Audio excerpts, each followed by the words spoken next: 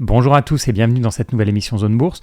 On vit en ce moment des marchés plutôt agités, ce qui a tendance à rendre une partie des investisseurs plutôt humbles, mais il y a une autre partie des investisseurs que je vois notamment sur les réseaux sociaux et qui ont l'air très sûrs d'eux, qui ont l'air très sûrs que soit on est en train de toucher un point bas ou bien au contraire que le marché va encore s'effondrer de 30%. Et en fait, avoir une grande confiance en soi, ça peut être bien parfois dans la vie, même très souvent c'est une bonne chose, mais sur les marchés financiers, ça peut faire de gros dégâts. La faillite du fonds LTCM, c'est un bon exemple. C'est un hedge fund qui a été géré par des gens très intelligents, dont 2 prix Nobel, et qui a pourtant failli couler le monde financier en 1998. En fait, ces chercheurs et ces traders étaient beaucoup trop confiants dans leur modèle mathématique. C'est vraiment une histoire passionnante que j'ai déjà racontée en vidéo, et je vais donc vous mettre le lien en description. Parce que prendre de bonnes décisions, ça demande de bonnes connaissances, ça demande aussi un bon raisonnement, mais ça ne suffit pas. Il faut ce que les anglo-saxons appellent du meta-knowledge, qu'on peut traduire par méta-connaissance ou méta-savoir. C'est notamment connaître les limites de notre savoir. Et ce n'est pas un concept qui est vraiment nouveau, hein. C'est Confucius déjà, qui il y a 2500 ans disait « La vraie connaissance, c'est de connaître l'étendue de son ignorance ». Ensuite, c'est Socrate, très peu de temps après, il y a 2400 ans, qui a dit le fameux « Ce que je sais, c'est que je ne sais rien ». Et à nouveau, il y a 2300 ans, c'est Aristote qui a dit « L'ignorant affirme, le savant doute, le sage réfléchit ». Bon, vous l'avez bien compris, la surconfiance, ce n'est pas un concept qui est nouveau. Mais j'ai l'impression qu'avec les réseaux sociaux, la surconfiance a complètement explosé. Et pendant le Covid, je vous ai déjà fait une vidéo sur l'effet Dunning-Kruger, qui est un biais cognitif par lequel les moins qualifiés dans un domaine ont tendance à surestimer leurs compétences. Et en étudiant cet effet Dunning-Kruger, on se rend compte que cette surconfiance, elle arrive très très vite. Un débutant qui investit en bourse depuis par exemple quelques mois, il peut déjà en être victime. Alors je vais déjà vous donner quelques signes qui peuvent indiquer que vous êtes surconfiant en bourse. Le premier, c'est si vous faites de l'investissement actif parce que vous pensez pouvoir battre le marché. Ensuite, c'est si vous ne faites pas beaucoup de recherches, que vous investissez plutôt à l'instinct ou alors sur très peu d'informations. Ensuite, un autre signe qui peut montrer que vous êtes en surconfiance, c'est si vous faites beaucoup de transactions. Et de la même manière, si vous ne connaissez pas votre performance exacte et puis si vous ne la comparez pas au marché, c'est aussi un facteur qui peut vous conduire à la surconfiance. Une autre chose que j'ai notée, ce sont les personnes qui vont faire des moyennes à la baisse, c'est-à-dire qui vont racheter plus de leurs investissements qui ont baissé. Ça aussi, c'est souvent un signe de surconfiance.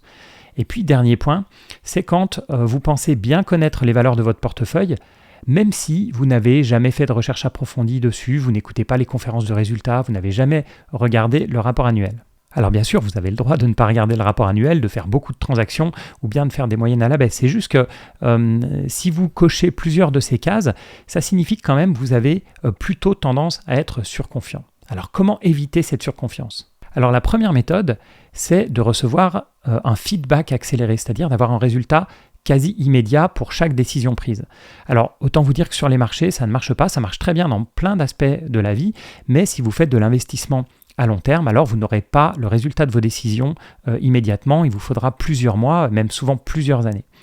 Et ceux dont je parlais, par exemple, qui sont persuadés qu'on est au plus bas de l'année, ou ceux qui sont persuadés qu'on va continuer à baisser de 30% dans les prochains mois, ils n'auront pas la réponse sur l'opinion qu'ils ont aujourd'hui avant plusieurs mois. Et ils ne pourront pas en tirer des conclusions parce que c'est bien de faire une prévision et de savoir si elle est juste ou fausse, mais il faut en avoir fait des dizaines et plus probablement des centaines pour savoir si une méthode marche réellement. Donc le feedback accéléré, c'est une très bonne méthode, mais ça ne marche pas en bourse. Ce qu'on peut appliquer facilement en bourse, c'est la contre-argumentation. C'est trouver des raisons de faire l'inverse. C'est la fameuse maxime de Charlie Munger, inverser, toujours inverser, qu'il a piqué au mathématicien Carl Jacobi. Par exemple, vous pensez acheter une action, essayez de trouver plein de raisons qui donneraient envie de la vendre. Même chose pour ceux qui pensent que le marché va gagner ou perdre 30% en 3 mois. Essayez de trouver des scénarios opposés. Ça va vous obliger à réfléchir d'une manière un peu différente et puis surtout, ça va calmer votre surconfiance. Et s'entraîner comme ça au contre-argument, c'est quelque chose qui va vous rendre plus humble, plus conscient de la complexité de faire des prévisions. Et c'est pour ça que je me méfie des déclarations parfois du management d'entreprise ou pire des jeunes start-upers. Parce que quand ils communiquent, ils ne sont pas là pour donner une vision réaliste, mais ils sont là plutôt pour pitcher leur stratégie, leur entreprise, leurs idées. Ils sont en fait dans un mode où ils doivent balayer tous les contre-arguments quoi qu'il arrive. Donc, c'est bien d'écouter le management des entreprises ou bien le fondateur d'une jeune start-up, mais c'est à nous de faire le travail de trouver des contre-arguments parce qu'ils ne vont pas le faire à notre place. Et dans le même genre, vous pouvez lister tout ce qui pourrait mal se passer. Comme je le disais au début, la surconfiance, elle vient souvent du fait de ne pas savoir ce que l'on ne sait pas. Et il suffit parfois juste de faire un travail d'imagination, un petit effort. Par exemple, imaginons que vous vouliez racheter un restaurant. Prenez quelques minutes pour faire un arbre de tout ce qui pourrait mal se passer. Donc le premier niveau, ce serait que vous pouvez faire face à une baisse de la fréquentation. Vous pouvez faire face à une baisse de l'addition par table. Vous pouvez faire face à une hausse des coûts des matières premières, une hausse des coûts du travail, etc. Donc vous listez toutes plein de mauvaises nouvelles en fait qui pourraient arriver, plein de mauvais scénarios. Et puis vous creusez un niveau en dessous. Ok, on a parlé de baisse de la fréquentation. D'où est-ce qu'elle peut venir ? Elle peut venir d'une mauvaise politique de prix. Elle peut venir d'un concept qui vieillit, d'un manque de publicité, d'un changement des attentes des clients. Mais ça peut être aussi une baisse de la qualité de la cuisine, un mauvais service, de nouveaux restaurants qui s'installent à proximité, etc., etc. Donc vous allez vous lancer dans cette liste, en fait, dans cet arbre, et plus vous allez trouver d'idées, plus de nouvelles idées vont arriver. Et vous allez vous dire, par exemple, il peut y avoir des changements dans la société, comme le télétravail, qui font que moi qui suis dans un quartier de bureau, je vais peut-être avoir un peu moins de clients, sans parler des potentielles pandémies, etc. Donc plus vous allez vous creuser la tête, plus vous allez vous rendre compte de la complexité. Alors attention avec toutes ces techniques. Vous l'avez bien compris, ce sont des techniques qui s'adressent aux personnes qui sont déjà surconfiantes. Si vous avez un manque de confiance en vous, si vous n'osez pas vous lancer dans des projets ou bien dans l'investissement, il ne faut absolument pas faire ce type de travail-là. Vous avez déjà des freins en vous et donc il faut que vous gagniez un petit peu en confiance. Donc ce que j'ai dit, c'est très bien pour les personnes qui sont soit réalistes, qui préparent un projet avec des risques, mais dans ce cas-là, il ne faut pas voir que les aspects négatifs, il faut aussi faire des scénarios positifs, voire extrêmement positifs, et puis pondérer un peu tout ça. Donc attention à ne pas tomber dans la paralysie et à ne pas faire une liste de scénarios catastrophes qui va vous empêcher d'investir, par exemple. Et puisque j'ai démarré par des citations, j'en rajoute une de Goethe qui disait « Pour qu'un homme accomplisse tout ce qu'on lui demande, il doit se considérer comme plus grand qu'il n'est ». Alors je vais rajouter 2 méthodes qui sont très faciles à appliquer pour éviter la surconfiance. D'abord, éviter les décisions trop rapides. Il a été prouvé que plus une décision est prise rapidement, plus elle est due à de la surconfiance, ce qui est bien sûr totalement logique.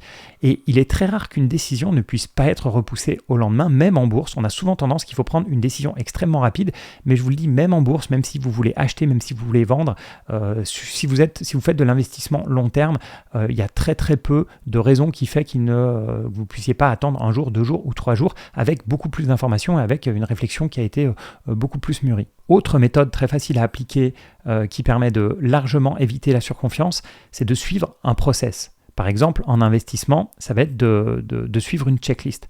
Ça, c'est quelque chose qui m'a sauvé plein de fois. Par exemple, une très bonne nouvelle tombe sur une entreprise, le marché s'agite un petit peu, et puis j'ai l'intuition que cette bonne nouvelle n'est pas assez prise en compte par le marché, et puis j'ai le doigt qui est prêt à cliquer pour l'acheter. Je prends toujours quelques minutes pour passer l'entreprise au crible de mes critères préférés.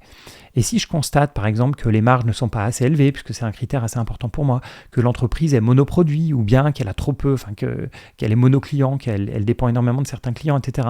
Ou bien que le retour sur capital, le return on equity, qui est aussi un gros facteur pour moi, si je constate qu'il est trop faible, alors ça va tout de suite me calmer. Alors je vais peut-être y aller quand même, mais je vais être beaucoup plus réaliste, je vais être beaucoup plus réfléchi, je vais peut-être décider par exemple de faire mon investissement en 3 fois plutôt que tout faire en 1 fois, etc. Donc c'est pas quelque chose qui va forcément me changer dans ma décision, mais elle va me rendre, c'est une étape, cette checklist qui va me rendre beaucoup plus réaliste. Et il y a une citation que j'aime beaucoup, puisque j'ai commencé par des citations, je vais continuer dans cette voie, c'est celle de Thomas Watson, qui est le créateur d'IBM et qui disait « Je ne suis pas un génie, mais je suis intelligent à certains endroits et je reste autour de ces endroits. » Alors moi, c'est clairement quelque chose que j'applique, cette notion de rester dans les domaines que je connais le mieux, ou plutôt éviter les domaines qui, pour moi, sont difficiles à maîtriser. Je vais vous donner 2 exemples, les biotech et puis les introductions en bourse. Les biotech, ça paraît évident. Comment moi, investisseur extérieur, je vais avoir plus d'informations que des chercheurs dans cette boîte qui sauront avec beaucoup plus de probabilité que moi si la molécule sur laquelle ils travaillent va pouvoir passer les phases 1, 2, 3 des tests sur les médicaments. Il y a une énorme asymétrie d'informations, ils en savent beaucoup beaucoup plus que moi, ce sont des marchés, eux ou n'importe quel chercheur qui connaît le domaine, ce sont des marchés sur lesquels je n'aurai jamais d'avantage compétitif. Même chose sur l'introduction en bourse. Je vous rappelle que l'introduction en bourse, c'est tout simplement un fondateur qui connaît sa boîte par cœur, qui choisit le timing pour vendre tout ou partie, en général une grande partie de sa position aux investisseurs publics, sur les marchés boursiers. Est-ce que à ce moment-là, j'ai un avantage compétitif? Bien sûr que non, il y a une énorme asymétrie d'informations. Donc le fondateur connaît bien mieux sa boîte que moi, donc je passe. Après, faites quand même attention avec ce côté, je reste dans mon domaine de compétences parce que je ne veux pas être surconfiant sur des domaines que je ne connais pas. Ça marche si vous éliminez quelques domaines comme les biotech ou les introductions en bourse qui n'ont pas historiquement un couple rendement-risque intéressant. C'est-à-dire que les biotech ou les introductions en bourse sont très risquées et la performance ne rémunère pas vraiment ce risque. Donc j'ai aucun problème à éliminer ces boîtes-là. Il y a il y a des centaines de secteurs, des milliers d'entreprises qui sont là et qui méritent que je passe plus de temps. Mais si par exemple vous êtes victime du biais domestique en vous disant moi je reste dans mon cercle de compétences qui sont les actions françaises, là pour moi c'est plus intéressant. Pourquoi ? Parce que les actions françaises ont historiquement un rendement réel, c'est-à-dire un rendement en tenant compte de l'inflation, qui est moitié moins des actions américaines. Donc là, vous n'avez pas de raison de rester dans votre cercle de compétences. Il faut absolument élargir ce cercle de compétences pour vous intéresser à des actions autres que françaises, des actions européennes, des actions américaines et puis des actions asiatiques ou bien d'autres pays émergents. Voilà pour ce nouveau topo sur la surconfiance.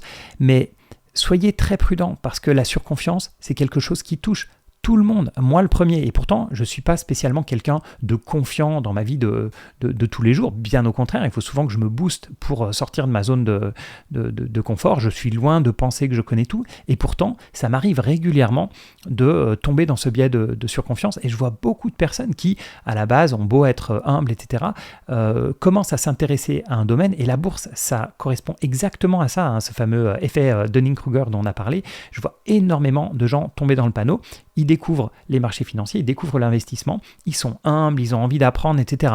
Et au bout de quelques mois, on voit que des cadors qui ont l'impression de tout connaître et qui, parce qu'ils ont eu 2, 3, 4 réussites de suite, sont persuadés que ça y est, ils ont trouvé une martingale. Donc soyez très prudents.